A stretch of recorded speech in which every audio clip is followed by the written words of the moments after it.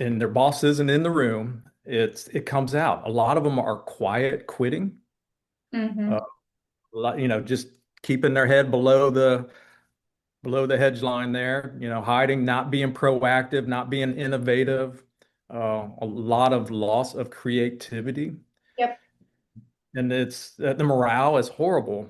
And so when myself and a team member, when we can go inside those companies and work on, a creative reset or working on innovation, it's the simple things that really work the best with people like that. I don't know if you see this, but simple grounding techniques, Mm-hmm. breathing, breath work. And I almost feel guilty because these are, some basic concepts. Like in my program, they're foundational, but they're very basic, and we can go deep on a lot of stuff. But it's it's incredible the impact that a simple let's sit for 10 minutes, let's close our eyes, breathe, and then, begin to visualize how much that helps the entire room when we conduct that. So it's a strange world we live in right now. It's Mm-hmm. good for us, but it's just very different. Well, I think that a lot of people, one, I'm very biased against this. I do blame electronics. Like we're always on some kind of screen, so it's that dopamine hit that's very addictive and becomes compulsive. And so when we have to stop to settle and ground and breathe, bring ourselves present to pay attention, our brain is just glitching and kind of going everywhere. So it's very, very hard. We have to actually deprogram ourselves to learn what calm and grounded feels like because it's not a normal skill. But like we're talking about, it is foundational and we have to learn to do that before we start trying to, do the peak performance stuff. Sometimes you can't work more. Sometimes you actually have to work smarter and work less, but Right. more strategic. But paying attention to details and taking care of yourself is part of that. Right. Nobody's really teaching that in schools that I know of, and it absolutely does need to be taught before people get to the workforce. Yeah, absolutely. It's the invisible 80% right there, Yep. That's so important. Welcome to the Resilient Minds podcast, stories of grit, growth, and success, where we dive deep into the journey of successful leaders who've struggled and succeeded. Before the wins, before the titles, what was the mindset behind the leader? On this show, we focus on real stories behind the success, the struggles, the resilience, and the courage it takes to keep moving forward, even when times get tough. My goal is to provide you with stories of hope and transformation, showing that no matter the challenges, there is a way forward. On this show, we'll be meeting with highly successful leaders who've battled through obstacles, emerging stronger and wiser on the other side. This show is for anyone who wants to grow, evolve, and find the light at the end of the tunnel. Everyone's a leader, so together, we'll uncover what it truly means to evolve as leaders, and ultimately, as human beings. This is Resilient Minds. Hi, I'm your host, Dr. Campbell, and I'm here with Dr. Meyer, and he is an executive coach, serial entrepreneur, and he is a public speaker. Thank you so much for joining us. I appreciate your time. Sure. Well, I'm happy to be here. And you can call me Matt, or Matthew if you're mad at me. That's the typical thing. People say, Matt? Matthew. No, I'm good with Matt. You can call me Jacqueline. Perfect. Let's be best friends. So, can you tell me why you moved into this? This is a huge job because you're building leaders. Yeah, I spent more years than I like to admit in state economic development and higher education. And what I saw over those years, I always spent time coaching my students, coaching my team, coaching coworkers, and working with businesses. And what I have noticed, and I noticed over all the years, was there was and I'm a good example, there's sort of this ego where a leader sometimes feels they got to this position and they don't need the same type of inner work that their staff does. Oh yeah, we'll go ahead and we'll hire the consultants to train my staff or the person to coach our students, but I don't need that. And I saw that over and over again. And I saw businesses become stuck. They hit a wall. And their stress just, the owners, the stress just goes through the roof. And a lot of that is because they did not focus on what I call the invisible 80%, which is mindset, energy, empathy. It's all those skills that take you beyond the visible or the tactical. Right. And so that really drew me into executive coaching. And I'm on a mission. I'm on a mission to bring it back to leaders, to those to say, hey, you want your staff to be great. Well, you need to work on yourself. All right. And Absolutely. We can't expect top notch if we're not. And what that means, stop working on the business unless you're working on yourself too. absolutely. Absolutely. Yeah. Yeah. And it's been a challenge, quite honestly. There's a lot of ego, because they're successful and they're like, "Oh, I don't need this, it's my team." And but when I break through with a leader and they open their eyes, um it's really amazing. I mean, it's both emotional because they realize what they've been holding inside, and it's inspirational because to see some of these individuals who've achieved great success just take off and do more. Right. And what I've found too is when you let the ego step to the side, then they can realize the difference between their true authentic version, which is so much more successful, sometimes works a little bit less too, or a lot less, and makes so much more money and has so much more impact because the ego actually ruins that. And it's like a ceiling to our success because it's capping our potential because it won't let us grow outside of ourselves, which wants to evolve. Absolutely. Yes. I mean, I know you see it all the time. And the thing that, people ask me is like, how did I really get into this business? Well, I experienced it myself. Early on, Jacqueline, I was the youngest dean at a college, and I had people telling me, "Oh, Matt, you're going to be president someday. You're going to be the youngest president in our system."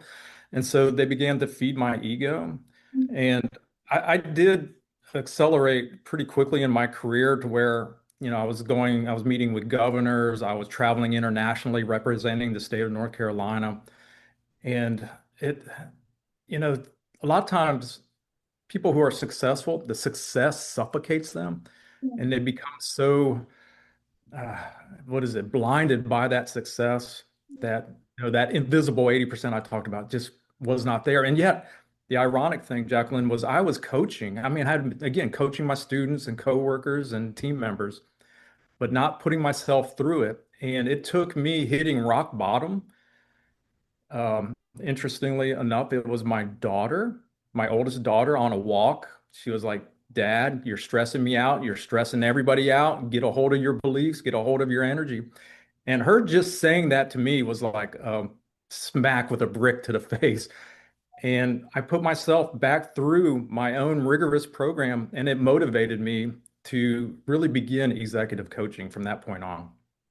That's beautiful, and I really appreciate not only your vulnerability but your transparency. Because one, our kids calling us out, it hurts so much more. But two, you didn't lash back, you didn't get defensive, you took the feedback and then you put it into action to transform yourself.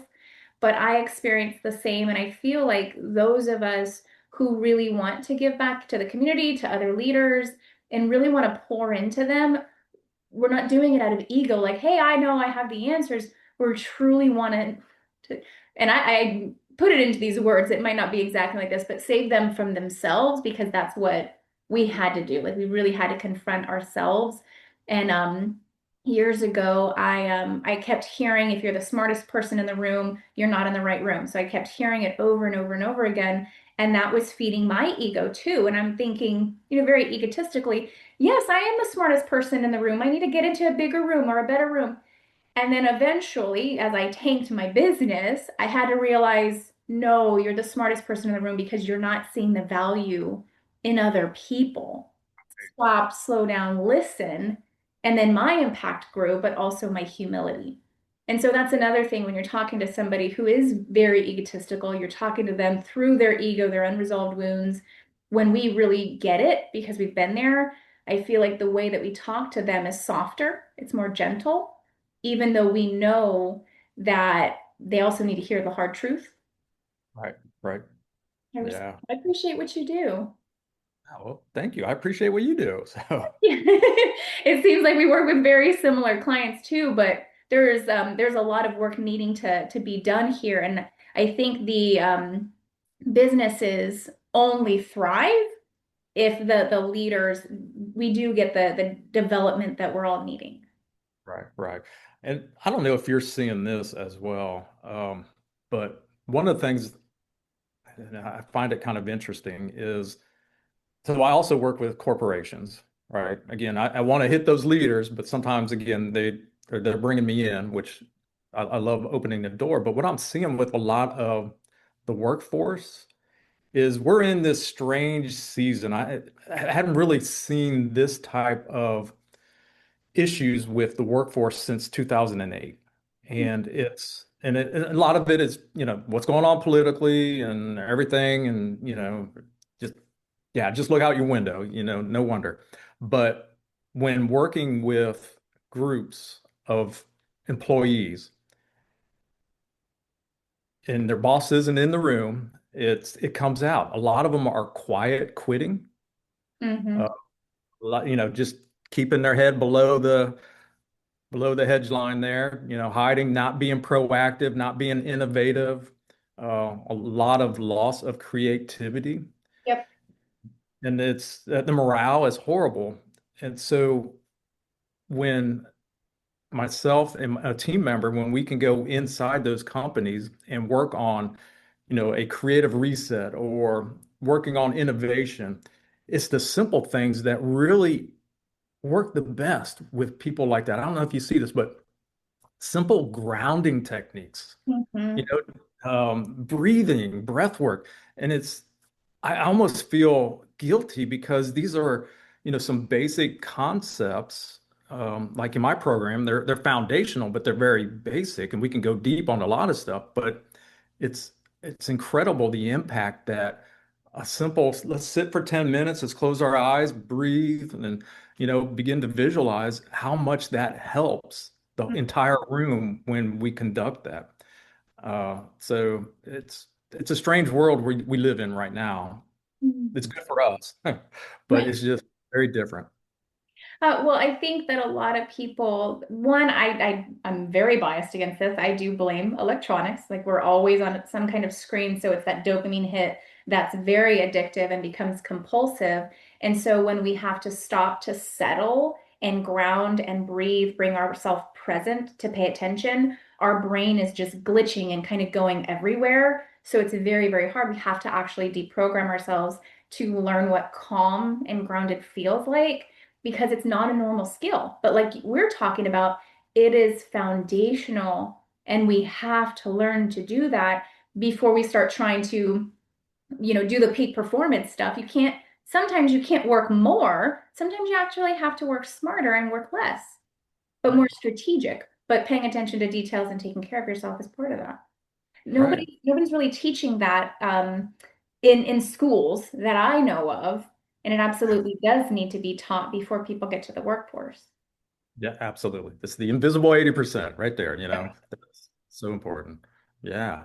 I think the other thing when I've been out there is really small business. So I mean, I work with executive leaders and corporations through my association with the North Carolina Hispanic Chamber of Commerce. I also work with businesses, and it's interesting that so many of these business owners, when you sit down and begin to talk with them, you there's two camps. There's the camp that the business owner, if they're minority or Hispanic, have endured great trauma, Mhm. capital T trauma.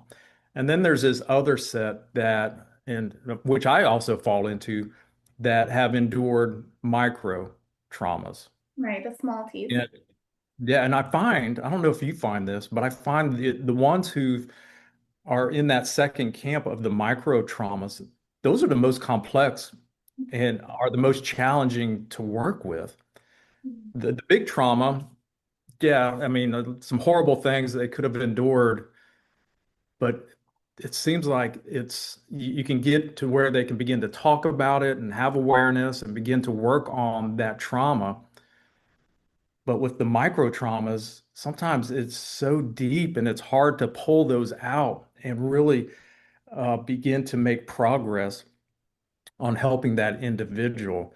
Because as soon as they cross one bridge, then there's five other things, hitting them. And again, using me as an example, one of my first ones I worked on was scarcity, Mhm. sort of that scarcity mentality, which I think was really a generational trauma that I got from my father, who was put in an orphanage because his mom couldn't afford, and it just kind of worked its way to me. As it And does. then after beating that, it was really this self-worth. And I don't know where that came from. I think some of that may have been imprinted upon me just from my mom, who was always, she was loving, and I think she wanted to protect me. So she always took the very conservative route, saying, oh, if you become an engineer, Matt, you won't be able to do this, or you're not smart enough to become an engineer, or whatever it might be. Then once I overcame that, then it was something else. I learned that I had this angry persona that I had to figure out how to tame. I Yeah. don't know what your experience is with individuals, but do you see that a lot? I absolutely do. And that I think is something that, people like us, and there's so many out there who also see it in the corporate training, executive coaching. There's a huge difference between it actually healing in the nervous system too, when you have a big T trauma, which is physical, sexual, violent traumas, right? When we know what those traumas look like, and we know that those are wrong, right? According to the nervous system, they actually heal much faster. And those people are more aware, oh, yeah, I have some stuff I have to deal with, right? So they're more willing. However, the small t traumas, which is emotional abuse, abandonment, psychological abuse, and manipulation, and this isn't even things that we consider traumatic, like your spouse cheating on you or your parent abandoning you, right? Like it can be when you were, I had one client that one of his feeder memories that actually turned into panic attacks. He couldn't perform anymore as a public speaker because it actually was a memory when he was 5 years old. And it was Valentine's Day. He gave a card to a little girl and she laughed at it, but we don't connect the two. That is a small t trauma, but it was huge according to the nervous system and led to a life of insecurity. And they just clump up in the nervous system. If we think about the difference between big T's and small t's, since small t's are so hard to get out, it's actually if you visualize kind of like a vase and it's Mhm. empty, right? But you put a couple of big rocks, those are big T's, inside the vase, and then you pour sand into the vase to fill it all up. This is our body, but the small t's are those little teeny tiny little specks of sand. That's why it's so hard. And why it's so hard to convince those people to work on themselves is because they're like, I've never been beaten in my life. I've never been raped or molested. There's nothing wrong with my life. But they're not looking at the bigger picture. So it takes a lot of education to say, hey, maybe it's not so simple when it comes to your nervous system. And the more trainings that they do about themselves, the inner, you had said the invisible 80%. Mhm. I think that's beautiful because they don't know what they don't know. Right, right. Uh, thank you for having me on, by the way, because I just learned some stuff. I love that analogy. Um, I twisted it so I could learn from you as instead of being a guest. But no, that is great.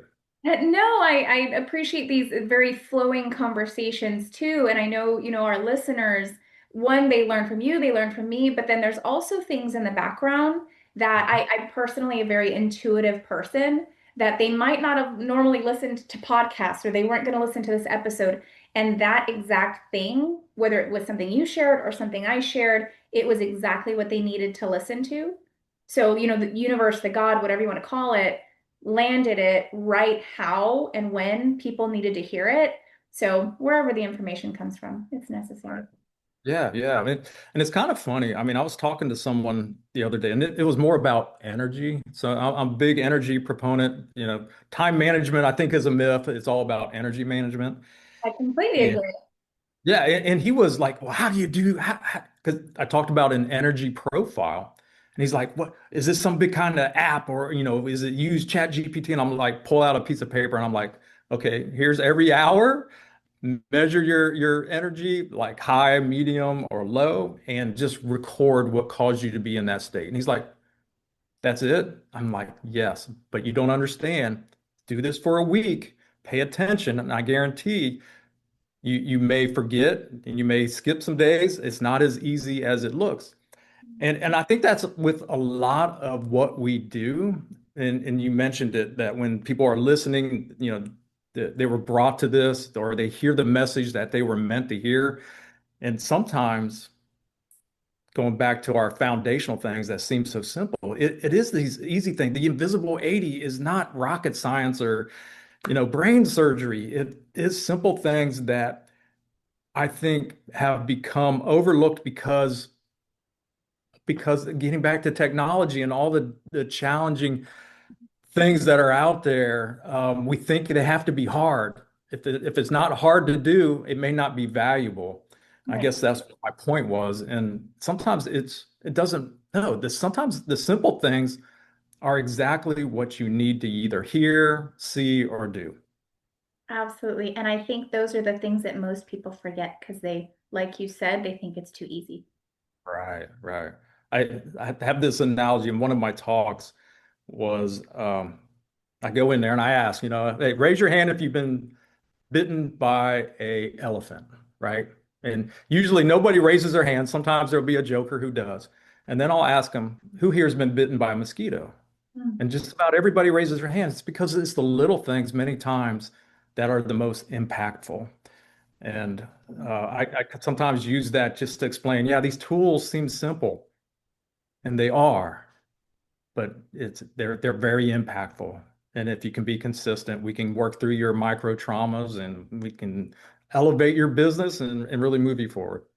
Absolutely. And I love that that is a proponent of it. It's like, hey, we're not just trying to, one of the things that I say is like emotional intelligence is not soft. It is extremely powerful and it can give you this command presence and this performance that actually does so much more with way less effort. And that doesn't Right. make you lazy. That makes you extremely, what the terms that I use is self-mastery. You have to learn to master the self in order to slow down to accomplish more. But I think it's the hustle culture that we need to Mm. do and constantly keep going. But the only way that you can see the 80% that's invisible is if you slow down Right. and pay attention. Yeah, you had a post and it was about letting go. Can you just go back through that and tell me the important? I'm on team let go, and I love this, but I love the way you talked about how letting go can actually bring more abundance, bring more opportunities. Well, it's actually in a couple of different ways. One, when we're letting go, like you had said, going through your schedule and seeing what is draining you of your energy, if it doesn't feel good and it's not helping you grow, because sometimes growth does feel bad, right? So give you that kind of grace. But if it's something or someone, a project, a job, an unhealthy relationship or a habit, if it's draining you, let it go because there's a part of the unhealthy versions of you that are attached to it. And then once you work through that detachment process, you can receive so much more. But it also works with like moving on from a different chapter. We get very comfortable and we get stagnant, but our bodies, our brains, we're not wired to stay stagnant. We get bored. And our Hmm. brain, just like any other species in the entire world, it wants to evolve. And if it's not progressing, and I'm not saying crazy fast, but if it's steadily progressing, it's evolving. That way you don't deteriorate because as soon as you're done growing, once you stay stagnant, we actually start aging faster. A lot of negativity starts happening in the nervous systems. Our brain starts pruning and there's so many things that just start crumbling, it's actually because we need to leave that phase of life and grow into the next one. So we have to detach from wherever we're at, which is our comfort zone. Nice. Oh, I like that. I like that a lot, actually. Well, before we leave, and I wish we had more time today, but when it comes to your mission for leaders, Mhm. what would you say is the mission that you're trying to accomplish, whether it be working with the executive coaching or doing your trainings, or with your speaking? What is it that you're trying to accomplish? Yeah. Again, I kind of mentioned this early on. I'm on a mission to enlighten and open the eyes of ex- executives, high performing achievers, and mission driven entrepreneurs that it their success is not dependent upon spreadsheets, marketing, or the tactical. It truly begins in your inside, in your brain, the invisible 80% that we need to focus on. And so that that truly is my mission. It's not the way I would go and sell my program, but that's what I want to do. I want more leaders to understand everything begins with them. There's a great quote in the movie Remember the Titans, where the two defensive players were button heads, and the one guy was like, "Man, you have a bad attitude," and the other one was, "Hey, attitude's a reflection of leadership." Mhm. And that's the way it is. If you want to be a good leader, begin with yourself. Start with yourself. And and maybe you'll identify things that have held you hostage or have suffocated you for many, many years. And I believe the potential for somebody who begins to work on the invisible 80%, begins to work on their inner self is just unlimited. They can do so much. And I think man, more people who focus on that, we would have a happier society. I think I think things would be much happier if we all sort of focused on that first. Anyway, I agree. yeah, I can lecture on that all day. It's a pass. Well, I think that your vision is beautiful and it's absolutely necessary. I really appreciate your time today. Thank you so much for joining us. Thank you. Bye. Bye. Take care. Thank you so much for joining. Your time and your focus are your most valuable currencies, so thank you for giving that to us today. Our guest contact information will be in the description below, and don't forget to like and subscribe. But please, if you know someone who's struggling, stop right now and send this video to them. The struggle behind growth and success is real, and they need the support to make it, because the strongest minds are the ones that healed. So don't forget, lead louder, feel deeper, and stay resilient. Until next time, this is your host, Dr. Campbell, on the Resilient Minds podcast.